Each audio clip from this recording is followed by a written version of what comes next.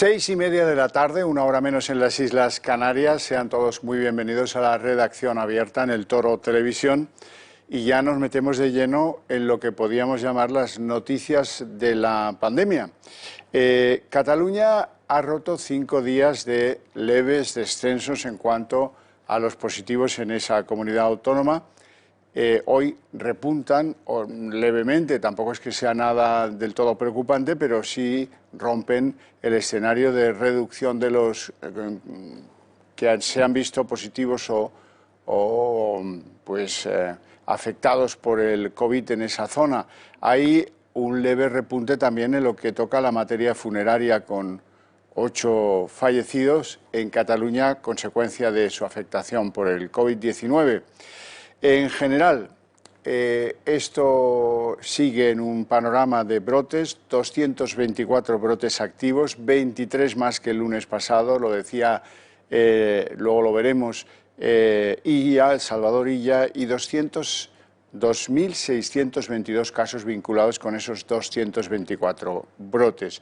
Así es que, bueno, la situación continúa siendo preocupante. La Generalitat estudia nuevas medidas, como podrían ser el cierre de todos los locales de ocio en Cataluña, medidas que todavía no se han tomado, que se van a tomar, caracterizadas porque de los diagnosticados con COVID positivo, el 26% son menores de 30 años.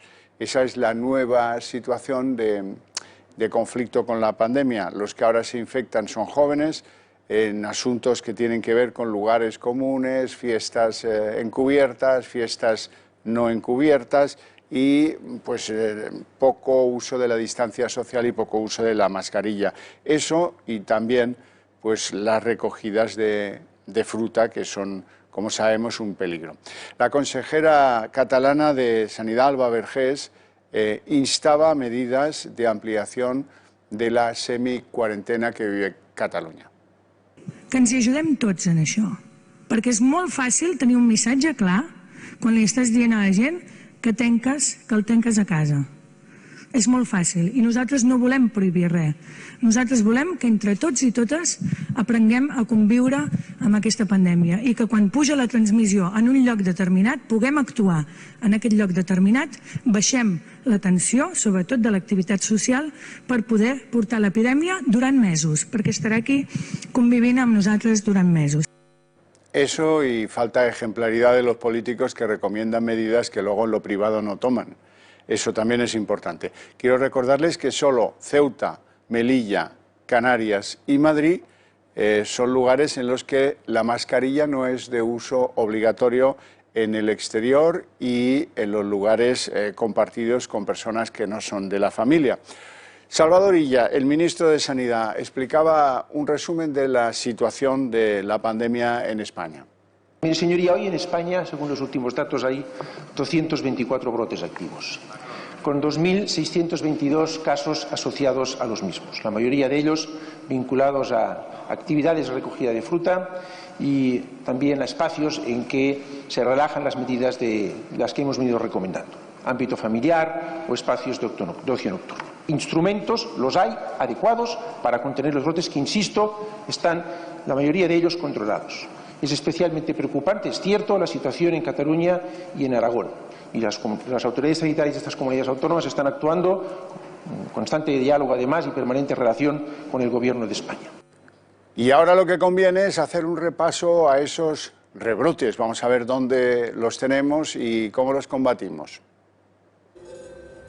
1 millón de personas van como una marea silenciosa contagiando sin saberlo. Llevamos días diciendo que los jóvenes se han relajado en las medidas de seguridad y ahora son el foco más común de positivos de COVID. En España hay actualmente activos 224 brotes de coronavirus, lo que supone 23 más de los que anunció este lunes en una rueda de prensa el ministro Illa. La mayoría de los casos siguen asociados a actividades y a espacios donde se están relajando las medidas, como por ejemplo los entornos familiares o durante el ocio nocturno, un punto en el que la mayoría del país ya ha tomado medidas de cierre de discotecas e incluso ha limitado el horario a los restaurantes. Si se fijan en el mapa, pocas provincias quedan a esta hora libres de rebrotes. Si bien parece que el virus tiene menos virulencia, pero sigue habiendo contagios. Cataluña sigue en el punto de mira. El número de positivos de COVID-19 reportados ha vuelto a aumentar, aunque el rebrote de la comarca leridiana del Segrià ha roto por fin la tendencia y entra en fase de descenso. Y en la Unión Europea, según datos de la OMS, el fuerte repunte de casos de coronavirus en España no tiene comparación con ningún otro país. Aquí lo ven. En Italia actualmente son 5 diagnosticados por cada 100.000 habitantes en las últimas 2 semanas. Alemania 6 casos y en Reino Unido 14. Mientras ellos continúan en descenso, y para que vean la diferencia, España cuenta en estos momentos con 20 casos por 100.000 habitantes durante estos últimos 15 días. Según la Organización Mundial de la Salud, España es el segundo país con mayor número de casos desde el inicio de la pandemia, tan solo superado por Reino Unido y por delante de países con más población como Italia, Alemania y Francia. La situación pues va probablemente a obligar a algunos otros países a tomar medidas sobre estos rebrotes en España. El viernes Francia va a decidir si cierra fronteras con España. Esa es una noticia que nos viene fatal para lo poco de turismo que nos podría llegar sin planes. En fin, ya saben cómo son estas vacaciones del COVID-19.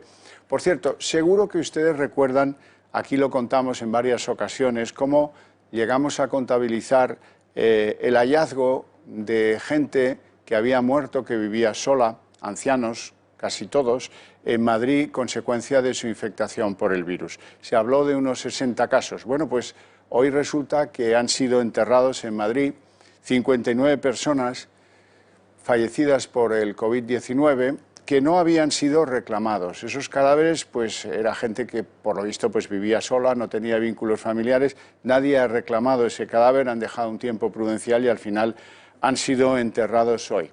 Bueno, y en las actuales circunstancias, los test rápidos parecen ser cada vez más esenciales. Tenemos que saber quién está infectado y quién no de una manera ágil que permita pues el rastreo y posteriormente el control del brote, si es que tenemos que acostumbrarnos a esta situación que llevamos ya en este mes y un día desde que decayó el estado de alarma.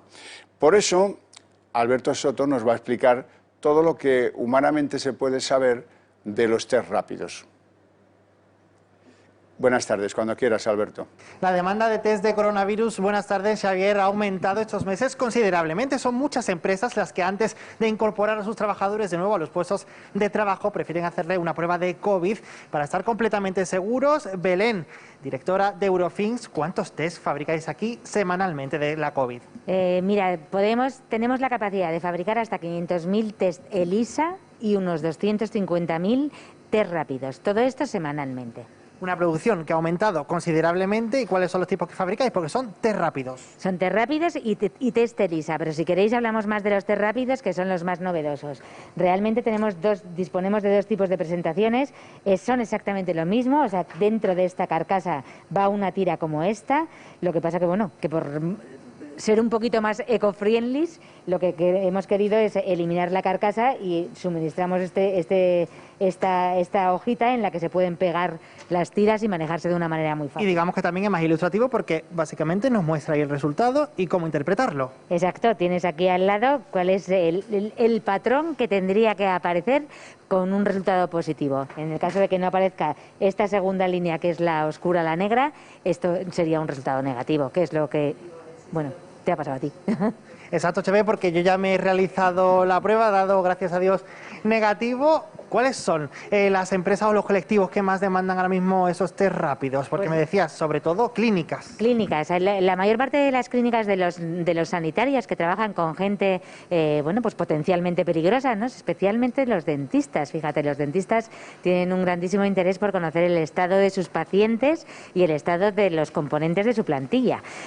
Muchísimo también empresas medianas o grandes, que exactamente de la misma manera tienen la responsabilidad de garantizar una incorporación saludable al trabajo, con lo cual tienen mucho interés en saber cómo funcionan. Pues así es como funcionan ellos, Xavier, empresas 100% españolas que se dedican también a la creación de esos test rápidos contra la COVID para estar más seguros. Si damos negativo, como es mi caso, eso sí, hay que seguir cuidándose siempre.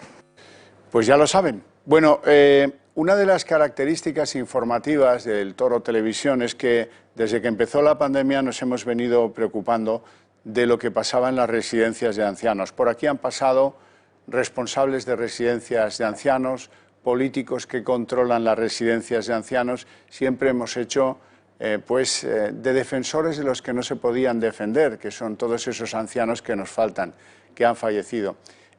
Pues no sabemos cuántos son oficialmente, tampoco sabemos quiénes son, ni oficial ni extraoficialmente, y hay una nebulosa en torno a las iniciativas judiciales que algunos han iniciado ya hace tiempo en los tribunales y que por ahora pues tienen escasa respuesta.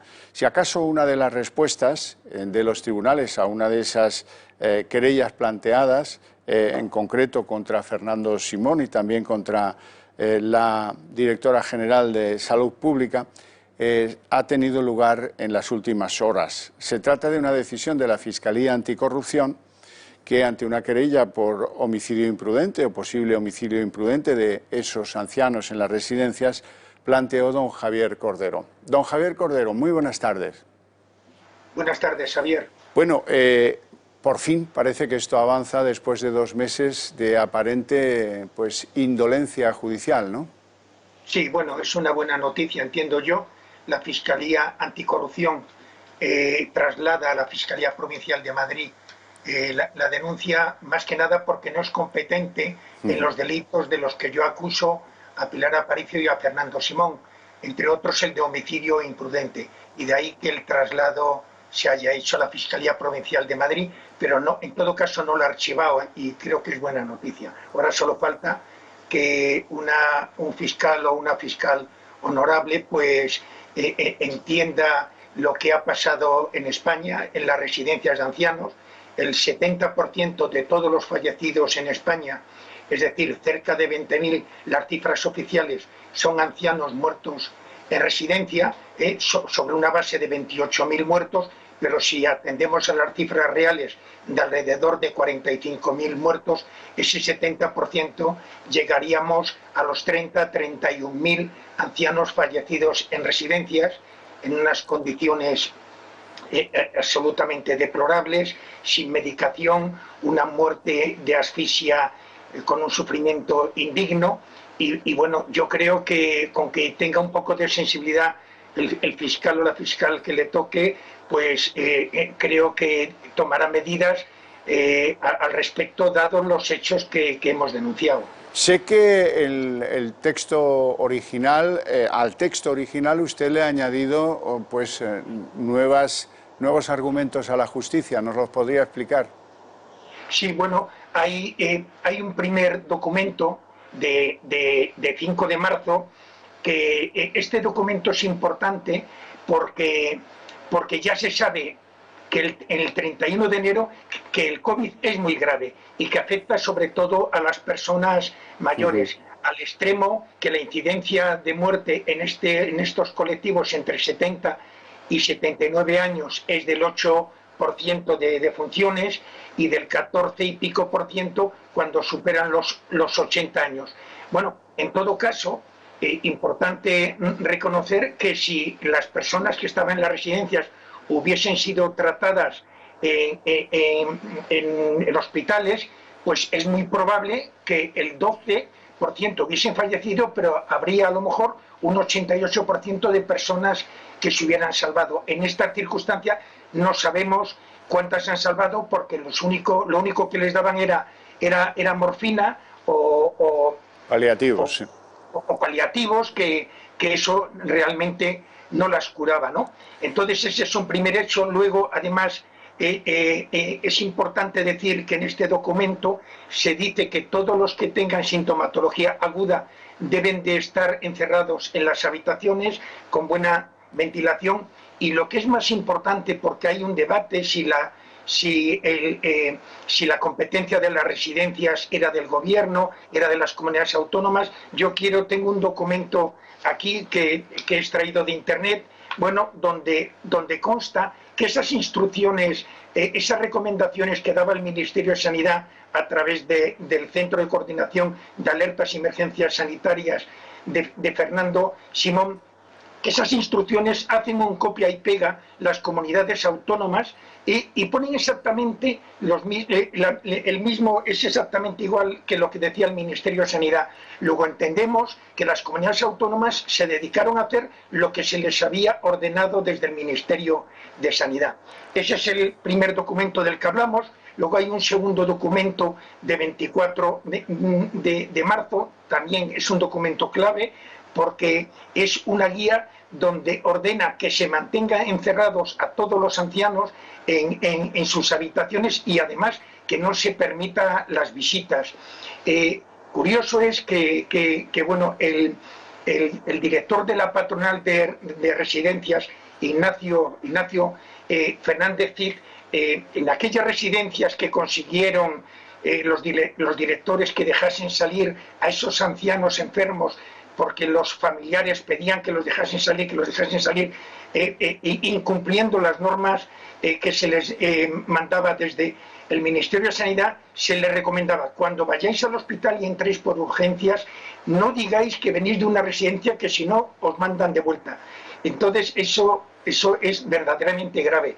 Pero si estos son unas guías, unas recomendaciones, hay que tener en cuenta que también hay dos órdenes ministeriales, una de 19 de marzo y otra de 23 de marzo, donde todas esas guías, esas recomendaciones, ya pues de alguna manera son oficiales porque son órdenes ministeriales, y en la orden 19 de marzo se obliga a aislar a la gente, se obliga en todo caso, si son muchos los contagiados, a tenerlos juntos en cohorte, es decir, en la misma habitación. Y luego la orden ministerial de 23 de marzo, que es a iniciativa de Pablo Iglesias, es una orden importante porque da la impresión que Pablo Iglesias quiere que las responsabilidades en la pésima e indigna gestión de las residencias recaigan no solo en el Gobierno de la Nación, es decir, el Ministerio de Sanidad, y también en su vicepresidencia, sino que quiere que recaiga en las comunidades autónomas. Para eso les da unas competencias, pero unas competencias que nunca llegan a poder autorizar traslado a hospitales, es decir, a organizar las residencias, a crear nuevas residencias, a traslado entre residencias, pero son competencias menores y por tanto yo entiendo que en este caso la gravedad de todo lo que ha acontecido está en el Gobierno de la Nación y más concretamente en estas dos personas de las que he hablado, Xavier. Sí, pero me extraña que en su querella por presunto homicidio imprudente no figure el vicepresidente Pablo Iglesias, porque al fin y al cabo todos sabemos que él asumió el mando y el mando no corrigió ese criterio, desde mi punto de vista erróneo, de no evacuar a los enfermos, convirtiendo las residencias en una especie de territorio caos donde el que mandaba era el virus. Bueno, cuando yo empiezo a preparar y formular la denuncia, yo me encuentro que los documentos parten del Ministerio de Sanidad y entonces pues en ese primer momento no veo que la vicepresidencia del Gobierno de Asuntos Sociales y Agenda 2030 pues tenga responsabilidad en estos hechos. Si es verdad que luego aparece dando su imagen, diciendo que se van a destinar 300 millones para asuntos sociales, para las residencias, cuando eso fue mentira, porque las comunidades autónomas que recibieron ese dinero lo dedicaron para otro tipo de actividades sociales que nada tenía que ver con las residencias.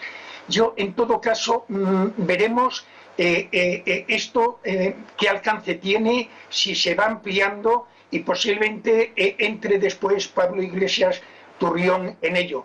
En todo caso, en este primer momento, quizá por agilidad, es mejor que esté en la Fiscalía Provincial de Madrid, donde entiendo yo que debe haber más independencia que en la Fiscalía del Tribunal Supremo.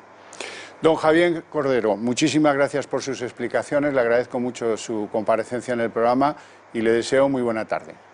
Gracias. Muy buenas tardes, Xavier, y a todos los telespectadores. Gracias. Bueno, entramos ya en los asuntos más descaradamente políticos. Sin duda, el asunto del día es judicial. Resulta que un juzgado de Madrid ha empezado a investigar una denuncia contra Podemos por delitos de malversación. Es el juzgado número 42 y ha abierto diligencias citando al que fuera primer abogado responsable de los servicios jurídicos de Podemos, José Manuel Calvente, que ahora está, ya saben, a la greña con Iglesias y con los que han quedado en Podemos. El 29 de julio va a tener que prestar declaración. También han citado para septiembre a su compañera y abogada Mónica Carmona. Ambos dos fueron expulsados de Podemos, como seguramente recordarán, y también a Gloria Elizo, que era la persona del partido que supervisaba ese departamento jurídico y que, bueno, pues ahora es más conocida que antes porque ha sido la única en Podemos que ha planteado que lo que dice el gran líder carismático Iglesias a propósito de Dina Busselham, de que no le dio la tarjeta SIM para protegerla, pues es la única que ha dicho esta señora, Gloria Elizo, que le parece una actitud paternalista, machista.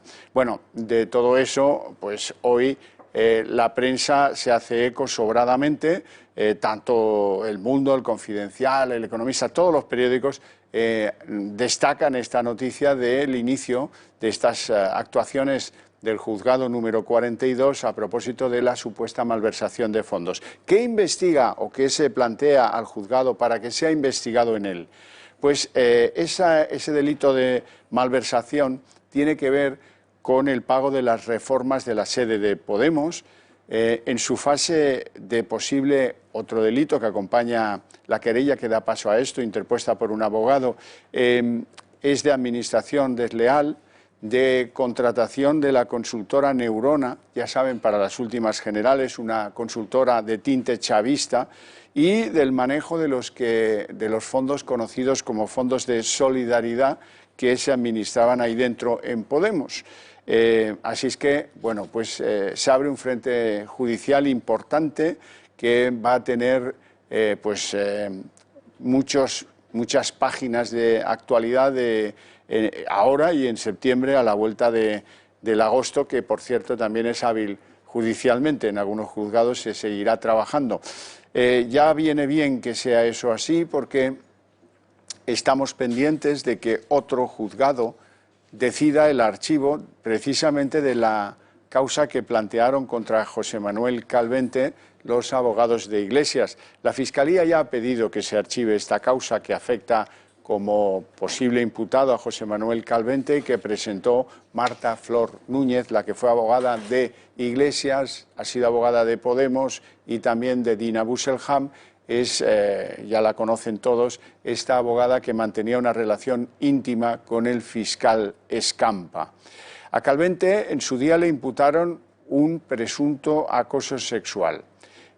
Bueno, pues entre las cosas que van saliendo destaca que la abogada Marta Flor Núñez hacía gala en conversaciones con sus compañeros de Podemos de tener grabados a diferentes dirigentes del partido de Iglesias, como por ejemplo Alberto Rodríguez, con toda suerte de procacidades y que decía tenía guardadas para que el día que le hicieran falta poder usarlas contra las personas con las que aparentemente bromeaba en tinte de escarceo sexual. Bueno, hoy le han preguntado en un curso veraniego a Iglesias a propósito de esta nueva iniciativa judicial abierta y del caso Dina, etcétera, etcétera, etcétera, y esta ha sido su respuesta. Bueno, a nosotros nos llevan investigando desde que nacimos. Creo que es un elemento de salud democrática que se siga investigando, que la investigación llegue hasta el final y nuestra máxima colaboración con la justicia, como siempre. Bueno, desde hace más de 5 o 6 años algunos nos han acusado de cobrar dinero de Irán, de Venezuela, de Corea del Norte y de todo tipo de de delitos terribles. Cuando eso se ha puesto en manos de los tribunales siempre ha quedado en nada. En esta ocasión ocurrirá lo mismo, pero creo que tenemos que acostumbrarnos a que esa situación se va a seguir produciendo. Máxima colaboración con la justicia. Quien nos acuse de delitos creo que debe ir a los tribunales, como por otra parte se viene haciendo desde hace 6 años.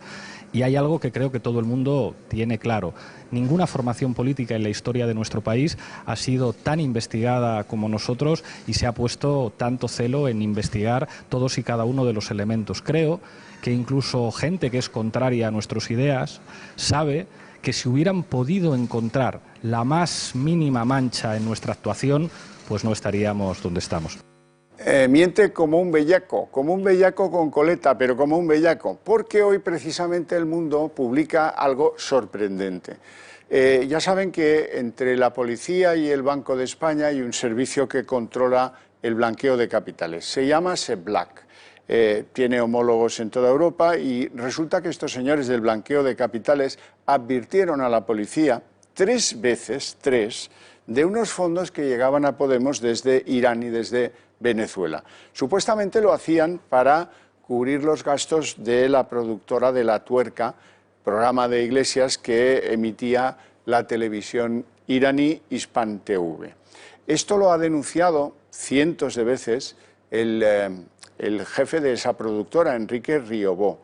Enrique Riobó nos explicaba hace ya 2 años cómo el dinero fluía desde Irán y Venezuela para la cobertura de La Tuerca, pero en realidad para toda la cobertura de gastos de lo que era la estructura. Todavía no se había constituido Podemos como partido político, pero ya existía una estructura en torno a Iglesias. Ahí, según Riobó, había dinero negro, ahí, según Riobó, pues corría el dinero de forma indecente y, según él, hubo un intento incluso de comprarle el canal de televisión con dinero que tenía que facilitar a Podemos Hugo Chávez Frías, el dirigente venezolano. Fue la muerte de Hugo Chávez la que frustró la entrega definitiva de una cantidad importante, creo recordar que era 1,5 millones de euros, destinados a la compra de ese canal. Asunto que, pues insisto, se frustró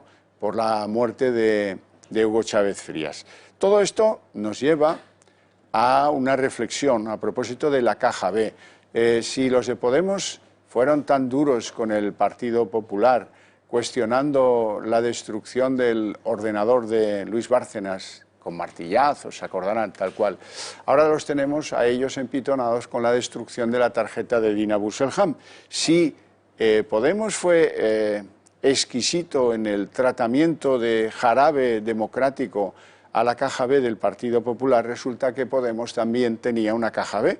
Esa es la reflexión que les queremos señalar. Un nuevo escándalo vuelve a salpicar el papel de Pablo Iglesias como líder de la formación morada. Un juez de Madrid ha abierto diligencias para investigar a la cúpula de Podemos por presuntos delitos de malversación de caudales públicos y administración desleal, tras apreciar indicios de estos delitos en un atestado de la Guardia Civil que apuntaría a una caja B de la formación de Iglesias. Según revela la investigación, estaría creada a través de una supuesta caja de solidaridad que recogía las donaciones de los dirigentes y cuadros intermedios. También se detalla en el auto la contratación de una agencia de comunicación para la campaña de las elecciones municipales de mayo de 2019 y que ya fue investigada por corrupción. Una entidad, por cierto, para la que curiosamente trabajó el cofundador de Podemos, Juan Carlos Monedero. La investigación de esta Caja B parte de una operación realizada a finales de 2019 en la que una entidad llamada 404 Comunicación Popular pidió 50.000 euros a la Caja de Solidaridad de Unidas Podemos para un proyecto social. Esta entidad no aparece en ningún registro y su único rastro se intuye en una web y en perfiles en Twitter, Facebook y otras redes sociales. Se sospecha que los fondos fueron pedidos en realidad por un asesor del partido en el Parlamento Europeo llamado Cristian Navarro, del círculo de confianza del diputado y secretario de Sociedad Civil de la formación, Rafa Mayoral. Precisamente el dirigente que gestionaba la Caja de Solidaridad y supervisaba la distribución de sus fondos. Bueno, y hasta aquí lo que toca al vicepresidente Iglesias. Vamos con el presidente Sánchez. El presidente Sánchez, que le jalean y le aplauden cuando llega al Consejo de Ministros o al Congreso, luego lo verán, porque hoy en el Congreso también le han dedicado un aplauso como si viniera de las Termópilas. Bueno, no viene de las Termópilas. Es más, el Financial Times es un periódico británico muy solvente, con unos corresponsales en Bruselas muy avezados, ha contado en la edición de hoy lo que pasó en una de las cenas entre los líderes europeos. Una cena en la que nuestro presidente, Peter, estuvo a punto de romper hasta la vajilla. ¿Por qué? Bueno, ya saben que Peter es un sobrado y tal, y entonces, en el uso de la palabra, se atrevió a cuestionar a los llamados países frugales. Un análisis simplón, como corresponde a uno que copia la tesis doctoral. Pues claro, sí, ¿qué dijo? Bueno, pues esta cosa que aquí puede que se la dejen pasar, pero que desde luego los líderes europeos no tienen por qué dejarle pasar. La tesis de Sánchez era: algunos pequeños países europeos ricos están en actitud de bloquear la entrega de fondos a los países grandes, ¿se entiende?, y no tan ricos, que lo necesitamos por culpa del COVID. Dicho esto, pues una persona pues con la que debiera llevarse bien, porque comparte ideología, la primer ministro finlandesa, que es socialista, Sanna Marin, pues se puso hecha una furia. Se puso hecha una furia y literalmente, según cuentan los corresponsales del Financial Times, le dijo a Peter Sánchez que, oiga, está bien que reclamen ustedes ese dinero, no digo que no, pero nosotros hemos hecho los deberes, nosotros hemos hecho los ajustes en nuestras cuentas públicas. ¿Qué has hecho tú? ¿Qué has hecho tú? Y claro, ahí el ambiente se podía cortar con cuchillo. Unos reían por lo bajini, otros miraban al cielo y la vajilla temblequeaba.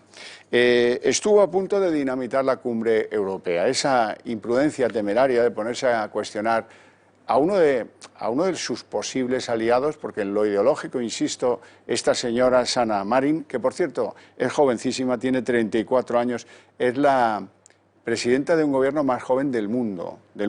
Y, por cierto, viene de una familia arcoíris. Ella la crió su madre, que está sentimentalmente asociada a una persona de su mismo sexo, y fue durante algunos años cajera. Es una persona de extracción humilde que ahora es la primer ministro de Finlandia. Bueno, dicho esto, todavía les parecerá más absurdo que aplaudan a Pedro Sánchez, porque él sabe en su fuero interno que hubo unos minutos en los que, por su culpa, esto estuvo a punto de irse al traste. Y nosotros nos vamos a ir a publicidad para abrir después la página de economía.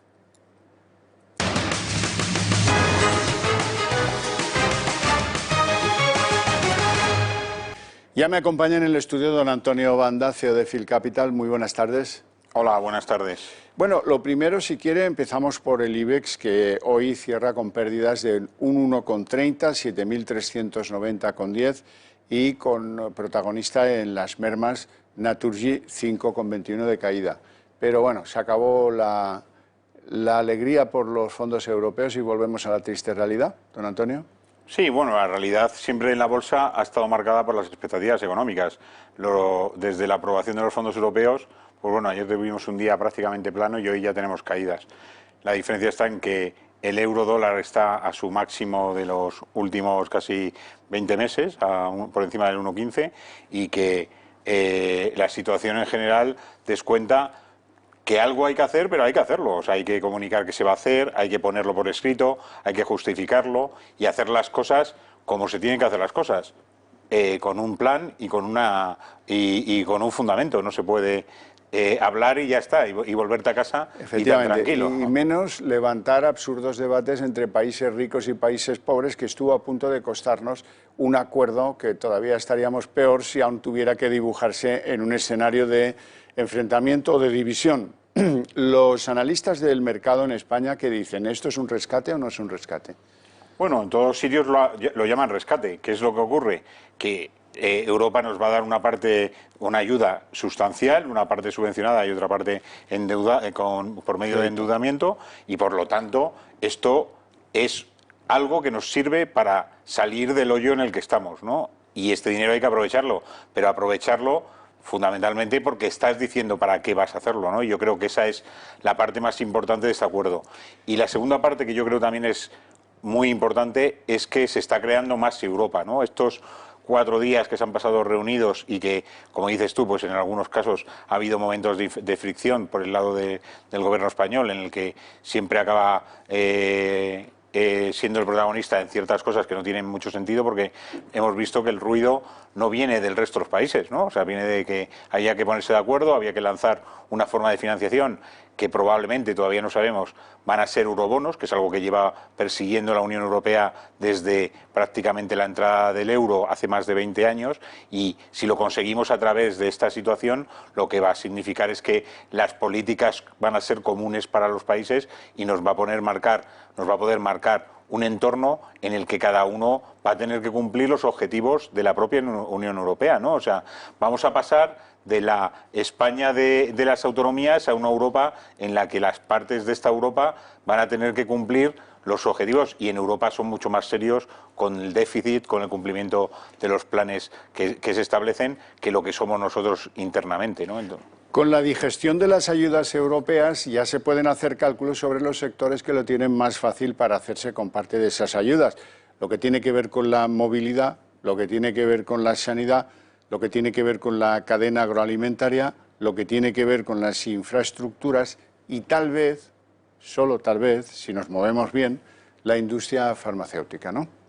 Bueno, sí, lo que han marcado ya es Europa dónde va a tener posibilidades de ser referencia, ¿no? Y esos sectores, nosotros tenemos gran parte representados. O sea, lo que hay que trabajarse es que los sectores que están representados ahora mismo en esas posibilidades hagan un esfuerzo por presentarse como sectores que van a ser referencia y que tienen capacidad de, haciendo una serie de inversiones, tener capacidad de recuperar el dinero que se invierte, ¿no? Lo que desde luego no puede ser es que el dinero que te da Europa como fondo de reestructuración lo dediques a pagar el sueldo de los funcionarios y las pensiones, ¿no? Porque eso iría contra el objetivo de esta base.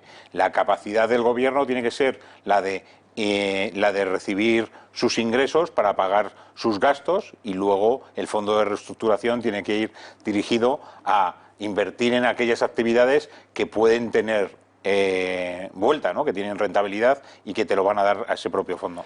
Quizás la noticia económica del día provenga de la AIREF, este organismo independiente que ayer nos decía que eran contrarios a que se mantuvieran beneficios fiscales sobre los fondos de pensiones.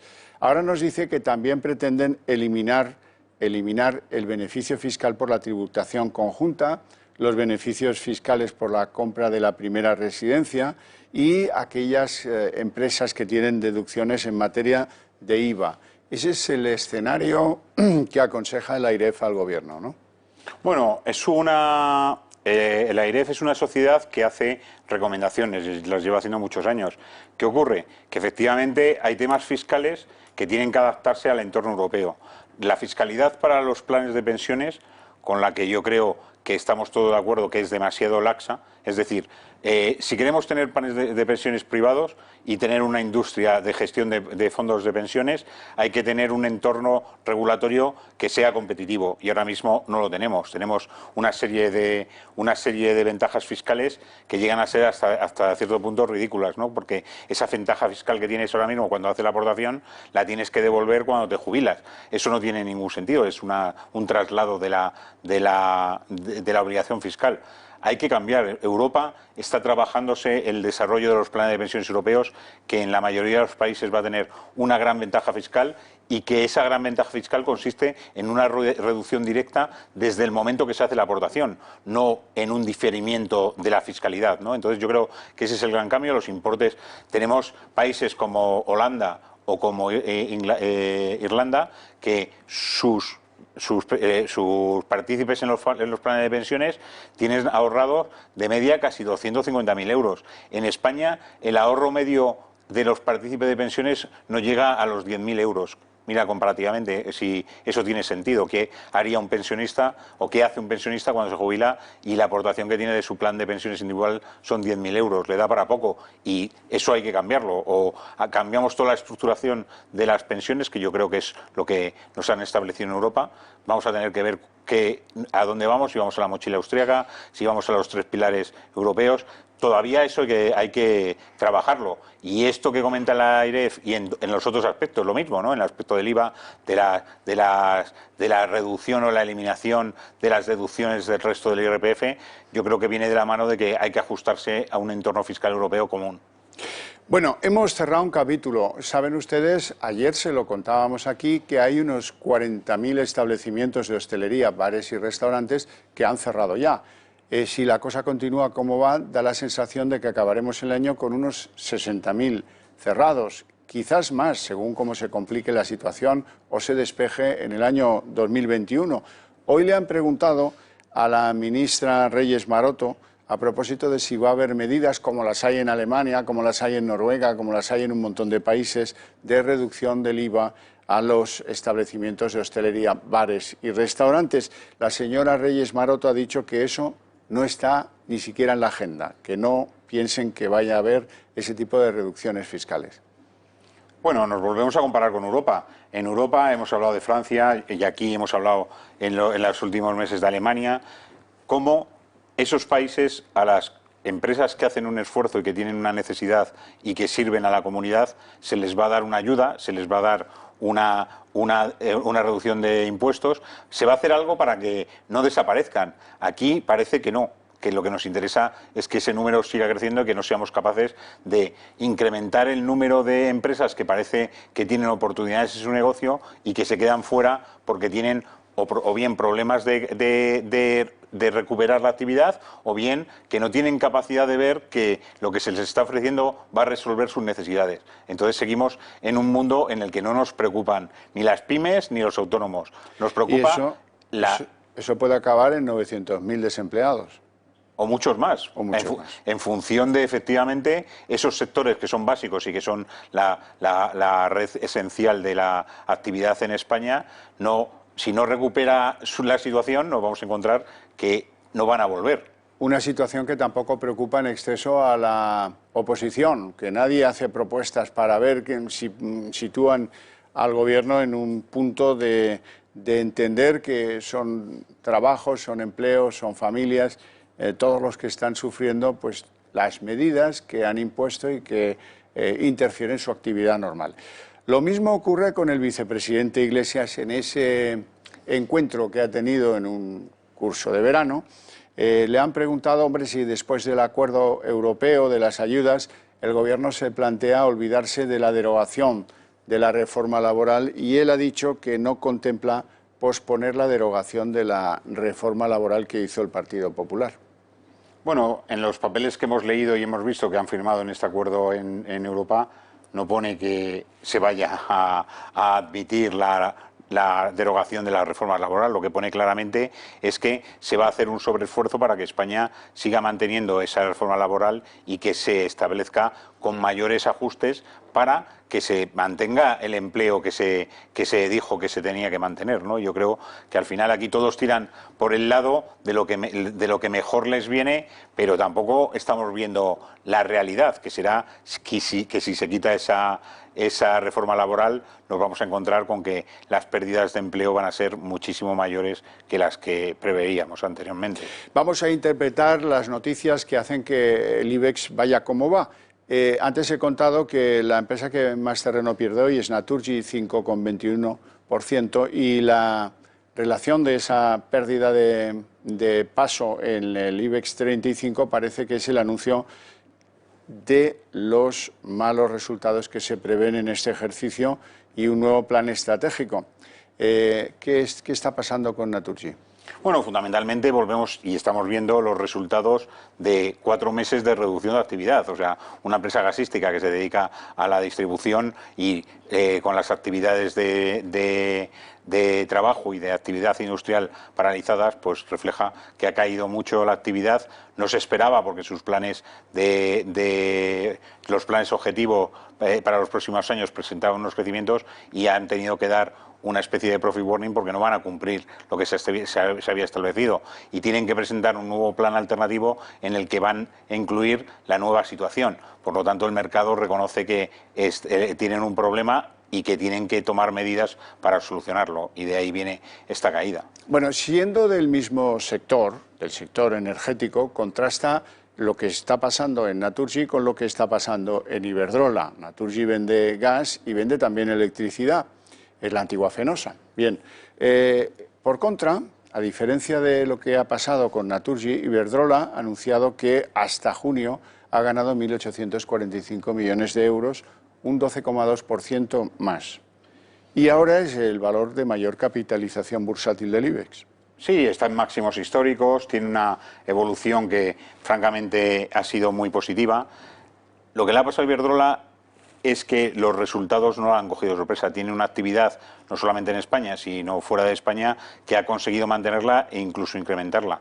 Eso viene como consecuencia de una buena gestión de la actividad, ¿no? Yo creo que el tener una parte de balance fuera, ¿verdad? Eso es, ayuda bastante a que se consigan objetivos y se superen, ¿no? También Iberdrola había sido, estando en máximos históricos desde el principio de año, o sea que ha estado marcando máximos todo este año, también ha tenido una política bastante ajustada de noticias, ¿no? Que no tenía tampoco necesidad de exagerar sus números para que el mercado admitiese esa situación, ¿no? Yo creo que eso también hay que tenerlo en cuenta. Bueno, hablemos de la banca. Este verano va a ser tranquilo en términos bancarios. Se habla de muchas cosas en los runrunes, se habla de operaciones pues de absorción, de concentración del negocio bancario, se habla de un plan de reducción de hasta el 11% de las redes comerciales, 1.600 oficinas que pueden llegar a cerrar de aquí a septiembre. ¿Cómo está el sector de la banca? Bueno, si seguimos lo que dijo ayer Guindos en su rueda de prensa, lo que vino a decirnos es que va a haber en la próxima semana algún tipo de fusión en la banca española, o sea que no nos sorprendería que algo pasase, fundamentalmente por una razón, o sea, no aguantamos el número de sucursales, no aguantamos el número de empleos. Las compañías, los grandes bancos han presentado datos muy complicados y tampoco acaban de presentar una reacción a la situación, ¿no? O sea, no vemos planes de reducción de empleo, incremento de negocio, a lo mejor olvidarse de actividades fuera de balance y dedicarse más a ajustar su balance, y vemos algunos bancos que están presentando una situación grave en términos de liquidez y de balance, ¿no? Que van a tener que ajustarlo. Bueno, ahondemos en las quinielas de fusiones. Yo de Guindos no me termino de fiar porque ya demostró aquí con las fusiones frías que no es su asignatura favorita, pero en cualquier caso, ¿de quién se habla? ¿Quiénes serían los candidatos? Bueno, aquí tenemos los tres grandes, Santander, BBVA y La Caixa, que son los que tienen que ajustar y comprar, y luego por detrás tenemos a Sabadell. ¿Usted ya descarta que alguno internacional pueda fijarse en alguna entidad española? Bueno, yo creo que esas fusiones, o sea, paneuropeas o internacionales... Que las intenta el Banco Central Europeo desde hace 3 años y no le sale ni una. Y se producirán una vez que se hayan ajustado los mapas nacionales, ¿no? O sea, yo creo que España, a pesar de que hemos reducido el número de bancos de 58 a 28 y ahora estamos en 13 o 14, tiene que seguir ajustándose, ¿no? O sea, yo creo... O sea, que esos 3 grandes van a comprar al menos 2 pequeños. Eso es, y los medianos, o sea, hablaríamos de eso, Sabadell y Bankia, que son entre medianos y grandes, ¿no? que tienen necesidades de hacer alguna operación, y luego tenemos los que serían más pequeños, que están pendientes de alguna fusión entre ellos y que desde luego en un entorno paneuropeo con eurobonos y con una situación en la que el balance vendría desde el punto de vista europeo, jugando en términos europeos, no tienen cabida, ¿no? Pues se van a convertir en bancos muy locales que no van a tener realmente capacidad de cumplir, sobre todo en términos regulatorios. O sea, lo que nos ha venido a decir la Unión Europea es que la regulación bancaria está todavía pendiente de incrementarse, y cuando tengamos la verdadera regulación bancaria, hay muchos bancos medianos y pequeños que no tienen ahora mismo capacidad de negocio para sujetar solamente el tema regulatorio. Por lo tanto, van a tener que subirse o unirse a otros que tengan más tamaño y que sean capaces de diluir el gasto en regulación. Lo que pasa, don Antonio, es que a ojos de inversor y a ojos de empresario, la concentración bancaria en menos marcas de las que tuvimos antaño, pues tampoco ha sido muy favorable. El estar en menos manos ha dado en un país pues con menos facilidades para la financiación empresarial. Bueno, es que seguimos con el mismo problema. O sea, los bancos siguen pensando en sí mismos y no en que son un instrumento para agilizar y recuperar las empresas, ¿no? Y que tienen que dar, como vemos en Estados Unidos, al final el banco es un intermediario que tiene que utilizar sus sistemas para ayudar a las empresas que son las que crean y generan riqueza. Si nosotros vemos al banco como un generador de riqueza en sí mismo y no como una compañía que se dedica a ayudar a generar esa riqueza, pues no vamos a ningún lado, ¿no? Esa es la posición que hemos tenido siempre en España. Los bancos en sí mismos ellos mismos se bastaban para generar su negocio y no se les preocupaba mucho ese traspaso de riqueza. Antes, cuando usted hacía la quiniela, los ponía en este orden: Sabadell y Bankia. Sabadell no tiene mayor problema, simplemente es una decisión, llegar a una ecuación de cambio, lo que sea, que, en fin, un acuerdo con cierta incompatibilidad. Sabadell Caixa o CaixaBank, pero bueno, quedan los otros dos, alguno de los dos pudiera interesarle. Sabadell es un banco muy activo en materia de financiación a la empresa y bueno, esa es una cuestión fácil, relativamente fácil. Lo de Bankia es muy complicado.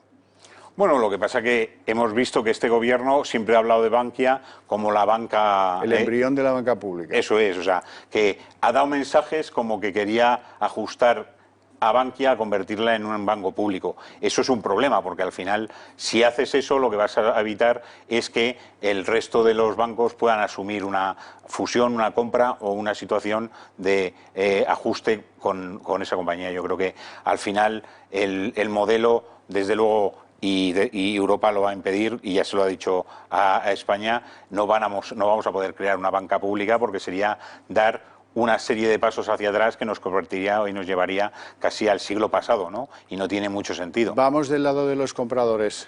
¿Quién tiene más vocación de ser intrépidos, mavericks, y de quedarse con uno de esos bancos? Bueno, aquí tenemos un elemento, insisto, la regulación. Y la regulación a lo mejor coloca a los que tienen mejor situación más fáciles de absorber, ¿no? Tenemos ahí que el Santander acaba de asumir la parte del Popular. Fondos. Entonces, probablemente tenga que hacer un sobreesfuerzo. BBVA tiene problemas de reconocimiento y tiene problemas de salir en la prensa con un ruido que a lo mejor una fusión serviría para reducir. Y o sea, eso le coloca en la pole Está position. clarísimo, sí. Y la Caixa, pues bueno, tiene capacidad y a lo mejor en algunas zonas que no son las de su origen, puede tener la posibilidad de tomar una posición. O sea, por lo que me está diciendo usted, BBV es Sabadell y Caixa Bankia. Bueno, eso sería lo que puede sonar. Bueno, o sea, que al final esto es la quiniela. Las quinielas ya sabe usted que se caracterizan por no acertarlas. Hay que ponerlas, sí. Eso es. Don Antonio Banda, un placer enorme tenerte aquí en el programa. Te deseo muy buena tarde y muchas gracias. Muchísimas gracias. Vámonos a publicidad y a la vuelta seguimos con lo político, que está tremendo hoy.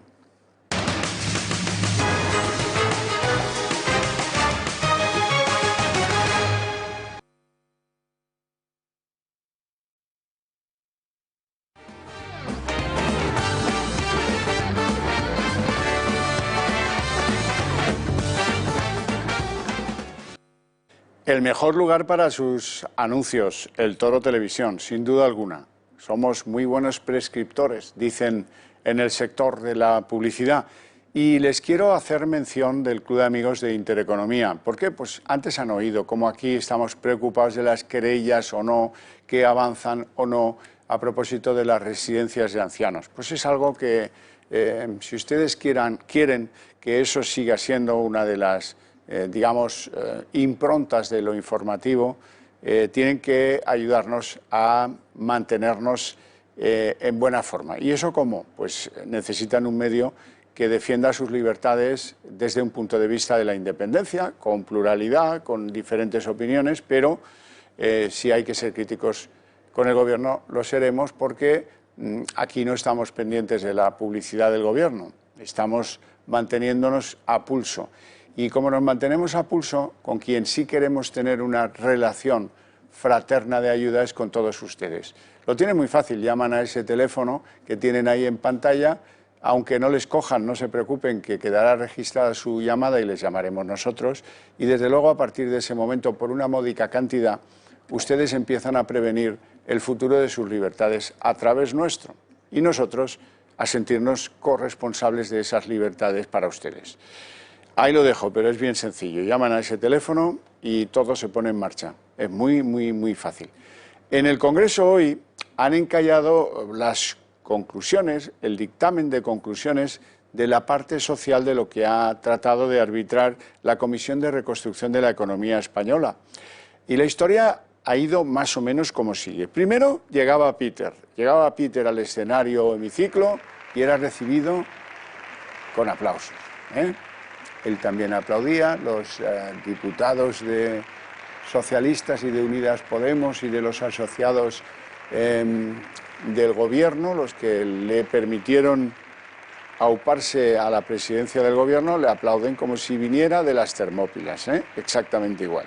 Como si él, que ya han escuchado el relato que hice antes de cómo fue la reunión cena de los líderes europeos, en lo que, el momento es en el que estuvo su torpeza, estuvo a punto de mandar al guano la perspectiva de aprobación del Fondo de Ayudas a la reconstrucción de los países del norte y del sur de Europa, con ese enfrentamiento con la primer ministra de Finlandia. Pues bueno, la cuestión es que ha sido recibido como si fuera el César, y todos estaban, le han hecho una ovación cerrada comparable a la de sus ministros. Bueno, la mayor parte de los que más aplauden son sus ministros también hoy, pero ya lo vimos ayer cuando entraba en la Moncloa. Luego, después de este recibimiento, ha venido el fragor de la batalla parlamentaria con diferentes líderes de la oposición. Por ejemplo, ha tenido mucho interés el rifirrafe que han mantenido Sánchez y Casado. El presidente, que sigue siendo el mismo colmillo retorcido que antes de recibir las ayudas, le ha reprochado a Casado el inexistente, ha dicho, la palabra es inexistente, apoyo del Partido Popular a la tesis del Gobierno de España. Y Casado, lógicamente, le ha respondido. Vamos a ver en qué ha consistido ese enfrentamiento. ¿Cómo valora la situación por la que atraviesan los españoles? He escuchado sus interpelaciones, sus declaraciones, todas nada en absoluto para arrimar el hombro, para ayudar al Gobierno de España en la defensa de los legítimos intereses de nuestro país en las negociaciones en Bruselas. Silencio, en definitiva, por favor. Señorías, el trabajo ha sido extenuante, las negociaciones han sido extenuantes, el resultado ha sido extraordinario y, señor Casado, su aportación a ese gran logro colectivo europeo y español, ¿sabe cuál ha sido? Inexistente. Ya he regresado con un programa de rescate en toda regla y con un tercio de la piel del oso sin haber conseguido. Y encima se monta un pasillo de aplausos. Oiga, mire, señor Sánchez, España no está para ceremonias de autobombo. Aún así, consideramos que el acuerdo es bueno para España. Después de 5 días extenuantes de trabajo, la aportación, señor Casado, de usted a este logro colectivo que ha representado el Fondo de Recuperación ha sido un 0%. Qué pena que no le haya respondido Casado con un buen zasca a propósito de lo que le dijo la finlandesa. 34 años tiene la criatura y ha sido cajera, pero que no le cuenten mentiras porque salta a la primera de cambio. En las sesiones de control, como la que hemos vivido hoy, hay un encuentro interesante que se produce cada vez que se enzarzan Cayetana Álvarez de Toledo, la por ahora portavoz del Partido Popular, y la vicepresidenta Carmen Calvo. El de hoy tampoco ha estado mal. El domingo, Pere Aragonés, vicepresidente de la Generalidad y su socio de investidura, declaró lo siguiente: ¿qué es la monarquía borbónica sino una organización criminal? Tenemos que avanzar desde la República Catalana para hacer caer este régimen y esta monarquía. Ayer, con el voto de Esquerra, el Parlamento catalán pidió la abdicación de Felipe VI y la reprobación del señor Sánchez. Dígame, ¿piensa el Gobierno seguir cultivando el apoyo de partidos que atacan la Constitución? Trabajar en el marco exclusivo de sus funciones y de sus competencias, no en otro, y desarrollarla. No más. No hay apoyo europeo para una agenda radical, como tampoco hay apoyo en España para una agenda de ruptura. Señora Calvo, acepten el principio de realidad, allí y aquí. Ahórrense sus campañas antimonárquicas. Para engendrar una república o una confederación hay que derogar la Constitución. Y la Constitución no puede derogarse sin el apoyo del Partido Popular y eso no ocurrirá jamás. Señora Álvarez de Toledo, usted me pregunta hoy expresamente por la defensa que hace este Gobierno de la Constitución. Le voy a tener que volver a recordar el artículo 111, las preguntas de control, y cómo usted se las salta. Y le voy a decir que es defenderla para nosotros, desarrollarla. Consiste en haber traído en apenas 6 meses de legislatura y atravesando esta pandemia una ley de cambio climático, una ley de educación, la subida del salario mínimo interprofesional, la implantación del... Bueno, a esta señora le queda una semana y poco para poner en marcha la prometida ley de memoria histórica, que ahí nos vamos a reír un buen rato. Y entre los tradicionales rifirrafes, los que ya se han convertido en una especie de duelo personal, está el de Teodoro García Egea y Pablo Iglesias. Hoy el murciano García Egea le ha metido un zasca a Iglesias francamente inolvidable. Presten atención. Su paso por el gobierno ha tenido una finalidad: comprobar que usted es un fraude, porque vino a regenerar la política y ha acabado usted siendo el emperador de las cloacas. Los gallegos y los vascos han hecho el balance de su gestión. Los resultados han sido malos para el Partido Socialista y pésimos para Podemos. Y ya que es usted tanto de tarjeta, pues en Galicia le han sacado la tarjeta roja. Cierre al salir, señor Iglesias. Hay cosas que no hemos conseguido y por la que tenemos que ser críticos. Le pongo un ejemplo. La situación de los temporeros en este país, sin los cuales sería muy difícil que llegaran frutas y hortalizas a los supermercados en los momentos más difíciles, avergüenza a nuestra patria. Y no hemos logrado todavía revertir eso. Y trabajamos esta vicepresidencia con el Ministerio de Trabajo, con el Ministerio de Inclusión, para conseguirlo. Claro que somos autocríticos y seguiremos siéndolo, señoría. Señor Iglesias, usted se queja de que en Europa no se fían de su gobierno. Se han quejado amargamente, pero claro, es que en Europa no hay un vicepresidente que haya robado la tarjeta de un móvil, que la haya escondido durante varios meses y ahora esté siendo investigado por la justicia. Por tanto, lo normal en Europa es pedir el número de teléfono, no robar la tarjeta del móvil. Es lo que se suele hacer en Europa. Y hoy no tiene usted su mejor día. Y fíjese, lo comprendo. Comprendo que ustedes estén frustrados y la frustración se traduce en que sacan pancartas desde la bancada, gritan, insultan. Ustedes han estado trabajando estos días contra los intereses de España. 10 días, 10, lleva sin dar explicación alguna del fracaso electoral de su formación política en Galicia y el País Vasco, y va el tío y se pone en jarras para responder las cuitas de Teodoro García Egea. Es verdaderamente... En fin, con lo que le ha caído hoy a Podemos es singular lo del tipo este. Bueno, como ven, Sánchez contando solo parte de la verdad y escondiendo la otra parte de la verdad, eso de que estuvo a punto de mandarlo todo a hacer puñetas, ha conseguido pues el aplauso de los suyos, unánime y tremendo. Pero eso no ha servido de gran cosa a la hora de las votaciones. A la hora de las votaciones, que es lo que cuentan, se votaban los dictámenes en 4 capítulos de las medidas que hay que tomar según la Comisión de Reconstrucción de la Economía Española. Y 3 de esos capítulos, concretamente el capítulo sanitario, el de las relaciones con Europa y el económico, se han aprobado. En algunos de ellos con el aplauso o el voto favorable incluso del Partido Popular. Pero, amigo, hemos llegado al dictamen de las medidas sociales, que era donde más cucharada ha metido Podemos, y ahí pues han pinchado.